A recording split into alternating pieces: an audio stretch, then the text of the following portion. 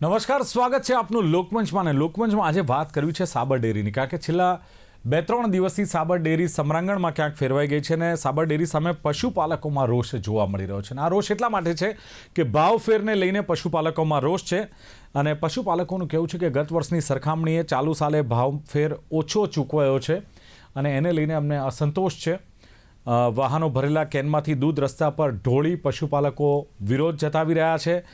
આંદોલનમાં ઈડરના એક પશુપાલકનું મોત થયું ને મોત થતાં પણ પશુપાલકોમાં આ રોષ જોવા મળી રહ્યો છે, મૃત્યુને પગલે પણ. બીજી વસ્તુ કે અરવલ્લી અને સાબરકાંઠા જિલ્લાના પશુપાલકોના ભાવફેર છે એ યોગ્ય ચૂકવવાની માંગ આ બંને જિલ્લાના જે પશુપાલકો છે કરી રહ્યા છે અને સાથે જ પશુપાલકોની ભાવફેરમાં વધારો કરવાની અને બીજી વાત કે દૂધનો યોગ્ય ભાવ મેળવવાની માંગ થઈ રહી છે ને જેને લઈને આખું એક આ પ્રકરણ ચર્ચાઈ રહ્યું છે. ગરમાઓ પકડી રહ્યું છે. ક્યાંક પોલીસ અને પશુપાલકો વચ્ચે પણ ઘર્ષણ સર્જાયું હતું અને લાઠીચાર્જ પણ કરવો પડ્યો હતો અને પશુપાલકોએ પણ ક્યાંક સાબર ડેરીના ગેટને નુકસાન પહોંચાડ્યું હતું. પોલીસના વાહનોમાં તોડફોડ કરી હતી.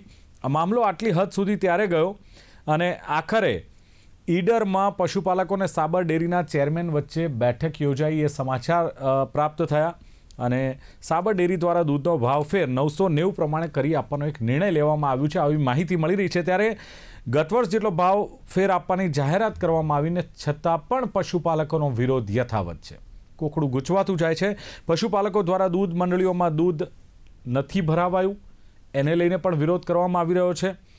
બીજું, દૂધના ટેન્કર જે સાબર ડેરીમાં જાય છે અને પોલીસ પ્રોટેક્શન સાથે મોકલવા પડે છે અને પશુપાલકોએ દૂધ જાહેરમાં ઢોળવાને બદલે હવે જ્યારે જાહેરમાં ઢોળતા હતા ત્યારે ટીકા થતી હતી, દૂધનો બગાડ થતો હતો, ત્યારે હવે ગરીબોને આપવામાં જાય છે અથવા તો શાળાના બાળકોને આ દૂધ વેચી દેવાની વાત આવે છે. ત્યારે આ ભાવમાં ભડકોને સાબરમાં સમરાંગણ વિશે લોકમંચમાં ચર્ચા કરવી છે. મારી સાથે આમ તો ત્રણેય પશુપાલકો છે, ખેતીવાડી સાથે સંકળાયેલા લોકો છે. એમાં સૌપ્રથમ ભારતીય જનતા પાર્ટીના કિસાન મોરચાના પ્રમુખ હિતેશ પટેલ મારી સાથે. હિતેશજી, સ્વાગત છે આપનું લોકમંચમાં.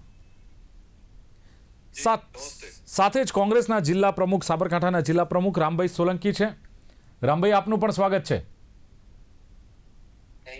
જી રામભાઈ, પહેલાં તો આપણી પાસે હું પૂછીશ કે જે આ પશુપાલકોની જે ભાવ ફેરની જે વાત છે ને ઓછો ચૂકવાયો એ વાત ચાલી રહી છે અને એની વચ્ચે બેઠકો પણ થઈ રહી છે.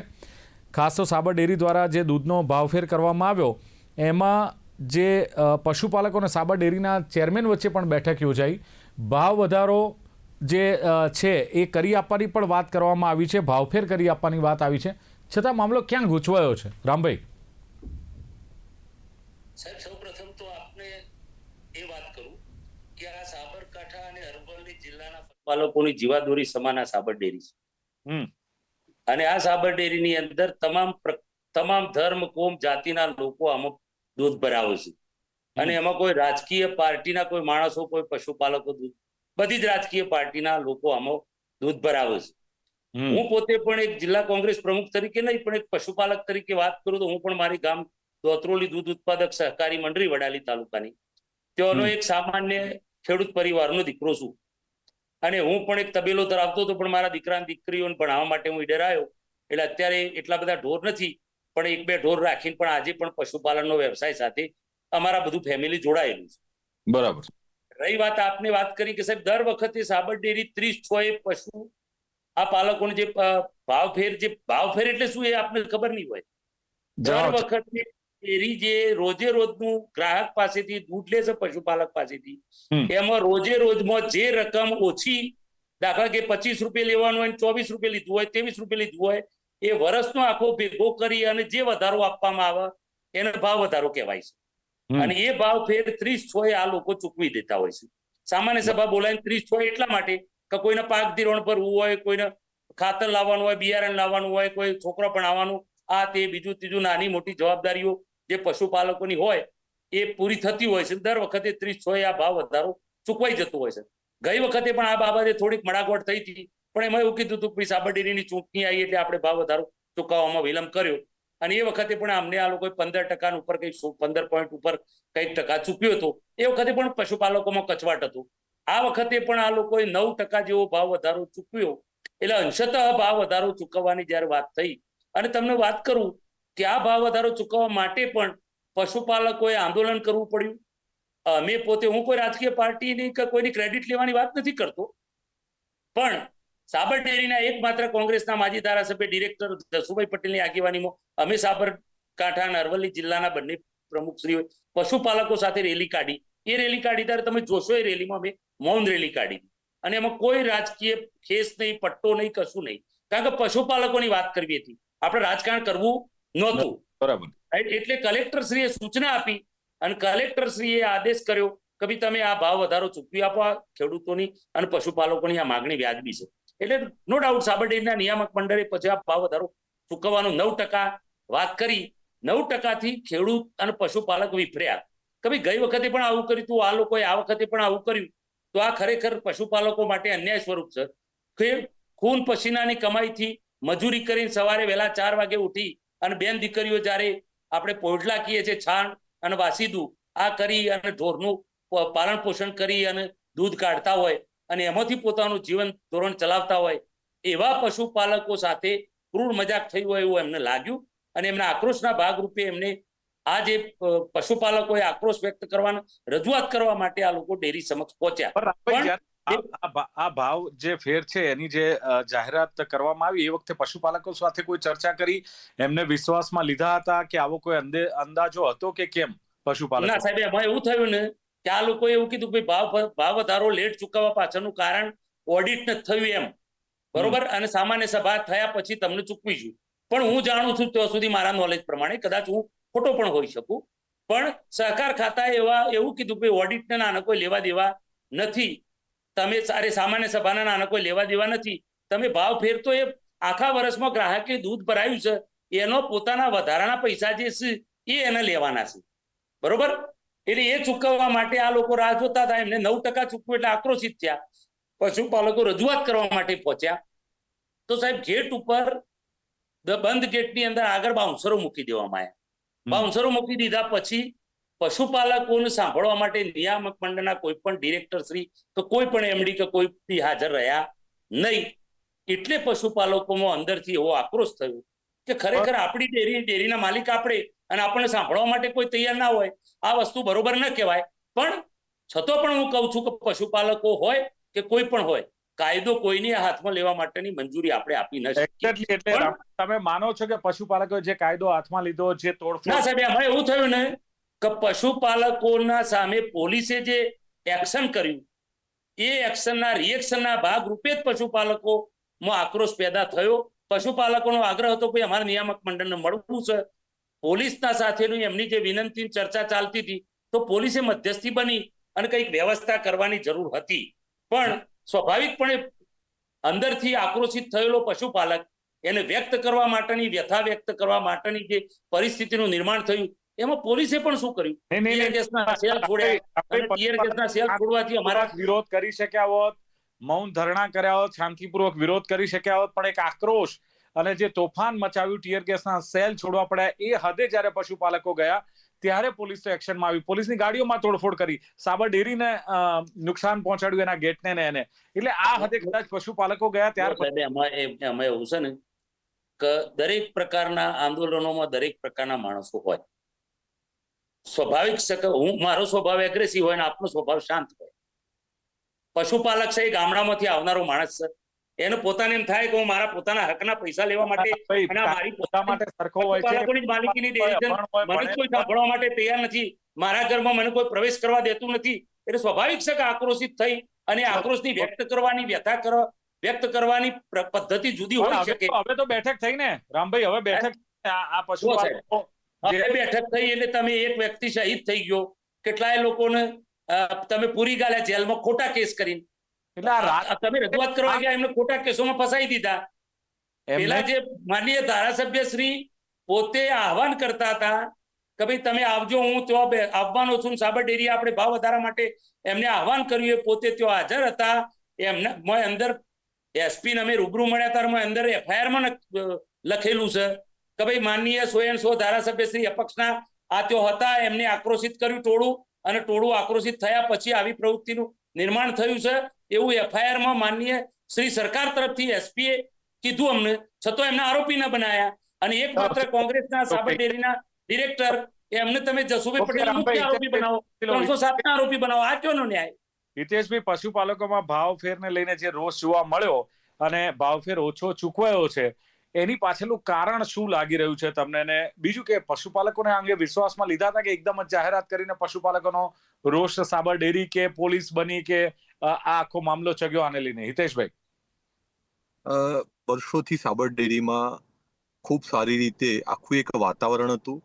એનું મૂળ કારણ હતું કે સાબરકાંઠાનું સહકાર એકદમ તંદુરસ્ત પરિસ્થિતિમાં હતું. સાબરકાંઠાના સહકારનું એક આખી પેઢી એ સાબરકાંઠામાં સહકાર ખૂબ સારી રીતે ગામડે ગામડે બને, ગામડે ગામડેથી સારા લોકો આ સહકારમાં આવે એના માટે પ્રયત્નો થયા છે. અને એ લોકોએ જે પ્રયત્નો કર્યા છે એના કારણે સાબરકાંઠાનું સહકાર આખા ઉત્તર ગુજરાતમાં સૌથી સારી તંદુરસ્ત પરિસ્થિતિમાં હોય તો સાબરકાંઠાનું સહકાર હતું. પણ છેલ્લા કેટલાક સમયથી જે હું જોઈ રહ્યો છું અને જે અનુભવી રહ્યો છું એ પ્રમાણે કેટલાક તત્વો સાબરકાંઠાના સહકારી જીવનમાં આવ્યા છે અને એના કારણે આખું એ સહકાર તંત્ર દૂષિત થયું છે. બીજું કે સહકાર ચાલે છે કેમનું? તો ગામમાં દૂધ મંડળી હોય છે, ગામમાં સેવા મંડળી હોય છે, એના પ્રતિનિધિઓ ચૂંટાઈને પછી ક્યાંક ને ક્યાંક આ નિયામક મંડળમાં આવતા હોય છે. એટલે પશુપાલકો વચ્ચેથી ચૂંટાયેલો એક પશુપાલક નિયામક મંડળમાં આવે છે અને આખી સાબર ડેરીનો વહીવટ કરે છે. એટલે પશુપાલકના પ્રતિનિધિ તરીકે એ નિયામક મંડળમાં આવતો હોય છે. એટલે મોટા ભાગે એનું હિત શામાં રહેવું જોઈએ? તો પશુપાલકનું જે હિત છે એમાં એનું હિત રહેવું જોઈએ નિયામક મંડળનું. પણ છેલ્લા ઘણા સમયથી, એમાં ખાસ કરીને છેલ્લી 2 ટર્મથી હું જોઉં છું તો ભાવ ફેરમાં ઠાગાઠૈયા થાય છે અથવા વિલંબ થાય છે અને એના કારણે પશુપાલક આક્રોશિત થતો હોય છે. મેં રામભાઈ અમે બંને આગળની ડિબેટમાં પણ હતા અને મેં કીધું હતું કે આ ભાવફેર છે શું? હમણાં જે રીતે રામભાઈએ સમજાવ્યું તમને, ભાવફેર એ કોઈ એમાઉન્ટ નથી, લમસમ એમાઉન્ટ નથી. કારણ કે પશુપાલક સવારે વહેલો ઉઠે છે, દૂધ ભરાવવા માટે મહેનત કરે છે, વાસેદું કરે છે, છાણ ફેંકે છે, પછી આખો દિવસ પાછો પોતાના ખેતરમાં મજૂરી કરે છે, સાંજે ઘાસ વાટીને પાછો આવે છે, પાછો પોતાના ઢોરને નીરે છે, પાછો દૂધ લે છે અને પાછો ડેરીમાં ભરાવે છે. એ 14 થી 16 કલાક મજૂરી કરે છે અને આ 16 કલાકની મજૂરી પછી 10 દિવસે એને પગાર મળે છે. આ પગારમાંથી એનું ઘર નથી ચાલતું. પગારના પૈસાથી માત્ર ઢોર પાછળ એ સાબરદાણ લાવે છે, કાં તો એનો વેટેનરી ખર્ચ કરે છે, કાં તો નાના મોટા ખર્ચા કાઢે છે. પણ એકચ્યુઅલમાં આખા વર્ષના અંતે જે આ ભાવફેર આવે છે એ ભાવફેરમાંથી એના દીકરાની ફી ભરવાની હોય છે, એના દવા ખાતરનું બિયારણ લાવવાનું હોય છે, કોઈ નાના મોટા વ્યક્તિ જોડેથી હાથ ઉછીના પૈસા લીધા હોય તે ચૂકવવાના હોય છે. એટલે ખેડૂતને આ ભાવફેર ઉપર બહુ મોટી અપેક્ષા હોય છે. જે આક્રોશ છે ને એ આક્રોશ આખા વર્ષના અંતે જે એની આશાઓ હોય છે એ આશા ઉપર પાણી ફરી વળ્યું છે ને એનો આક્રોશ છે ભાઈ. એટલે પશુપાલકો આક્રોશ એમને એમ નથી. હિતેશભાઈ, પશુપાલકો એમની રીતે સાચા છે, એ વાત સાથે સહમત છો આપ? જો પહેલા તો મારો પરિચય જે તમે આપ્યો છે ને કે હું ભારતીય જનતા પાર્ટીનો કાર્યકર્તા છું. હું નહીં, સવારે ઉઠું છું ને, આપ એક મારી વાત પશુપાલક સાંભળો, પણ હું સવારે ઉઠું જ છું ને ત્યારે હું પશુપાલક છું અને રાત્રે ઊંઘું છું ત્યારે પણ પશુપાલક છું ને એક દૂધ મંડળીનો ચેરમેન પણ છું. એટલે હું 100% કહું છું કે પશુપાલકોની જે માગણીઓ છે એ માગણીઓ સાચી છે. યોગ્ય સમયે નિયામક મંડળે ઓડિટ કરીને એ એમની જવાબદારી છે, એમને જવાબદારી નિભાવવી જોઈએ. ઓડિટ ટાઈમસર થવું જોઈએ, ભાવફેર મળવો જોઈએ અને ખેડૂતને ભાવફેર મળે તો એનું જીવન નિર્વાહ સારી રીતે ચાલી શકે. પશુપાલકો સાચા છે. પરંતુ વર્તમાનમાં જે છેલ્લા 3-4 દિવસથી હું જે દ્રશ્યો જોઈ રહ્યો છું કે દૂધ નથી ભરાવાતું, દૂધ ઢોરાઈ રહ્યા છે, આ રસ્તો મારા ખ્યાલથી ક્યાંક ને ક્યાંક એ ખોટો છે એવું વ્યક્તિગત. એનું કારણ છે કે દૂધ ઢોળી દેવું, આપણે આખો દિવસ મહેનત કરીએ છીએ અને એ દૂધ જ્યારે આપણે ઢોરી દઈએ છીએ તો ક્યાંક ને ક્યાંક આપણી આખી મહેનતના પૈસા આપણે રસ્તે ઢોરી દઈએ છીએ. આંદોલન અથવા વિરોધનો અલગ અલગ રસ્તા હોઈ શકે છે પણ આ રસ્તો અયોગ્ય છે. આપણે દૂધ ઢોળીએ છીએ તો આપણા પૈસા જાય છે, આપણી દૂધ મંડળીમાંથી દૂધ નથી જવા દેતા તો આપણી દૂધ મંડળી નુકસાનમાં જાય છે. એના કરતા આપણે દૂધ ચાલુ રાખવું જોઈએ, દૂધ મંડળી ચાલુ રાખવી જોઈએ અને નિયામક મંડળ સામે જે આપણે રસ્તો આંદોલનનો અપનાવો છે એ ચાલુ રાખવો જોઈએ. બરાબર છે. ચલો હવે એક વાત છે કે જે આ ચેરમેન વચ્ચે અને જે પશુપાલકો વચ્ચે સાબર ડેરીના ચેરમેન અને પશુપાલકો વચ્ચે જે બેઠક યોજાઈને ત્યારબાદ જાહેરાત થઈ કે હવે જે જૂના પ્રમાણે આ ભાવફેર ચૂકવવામાં આવશે, છતાં પણ હિતેશભાઈ આંદોલન યથાવત છે. એની પાછળનું કારણ શું લાગે છે? કોઈ અસામયિક, કારણ કે જે શામળભાઈએ વાત કરી ને કે કેટલાક અસામાજિક તત્વો છે, કેટલાક એવા બની બેઠેલા નેતાઓ છે જે આની પાછળ જવાબદાર છે, જેને લઈને આ પશુપાલકો વિરોધ કરી રહ્યા છે. હિતેશભાઈ, સહમત છો આ વાત સાથે?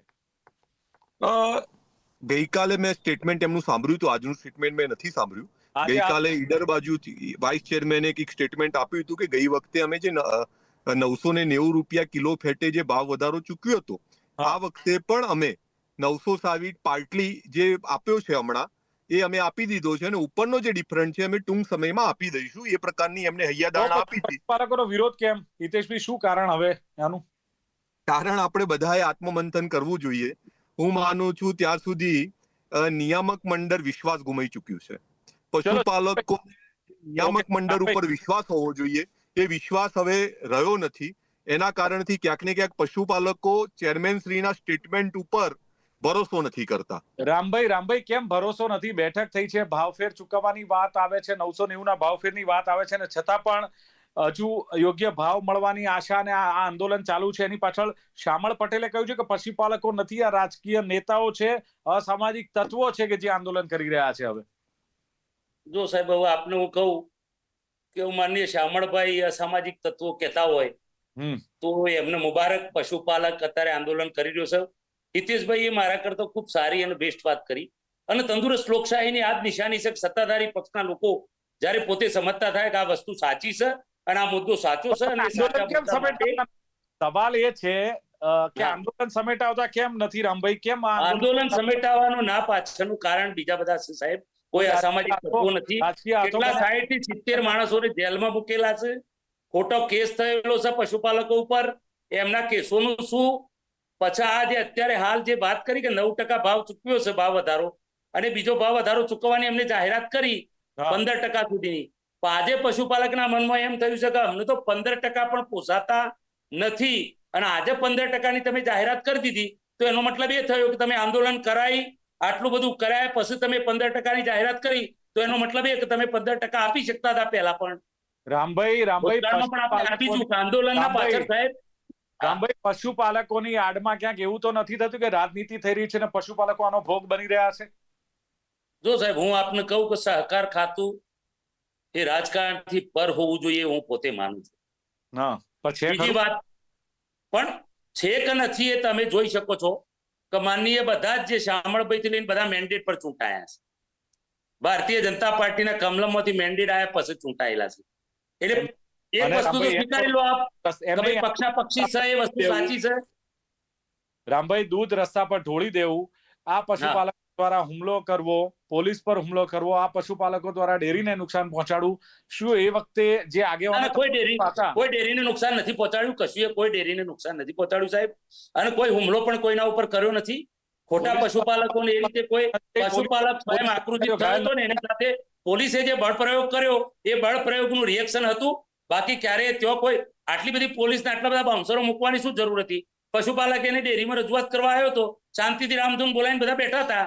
ચોક્કસ પ્રકારે માનનીય મેં આપને વાત કરી કે ગઈકાલે અમે માનનીય કલેક્ટર શ્રી, માનનીય એસપી શ્રી અને એમડી શ્રીને મળવા માટે ગયા હતા.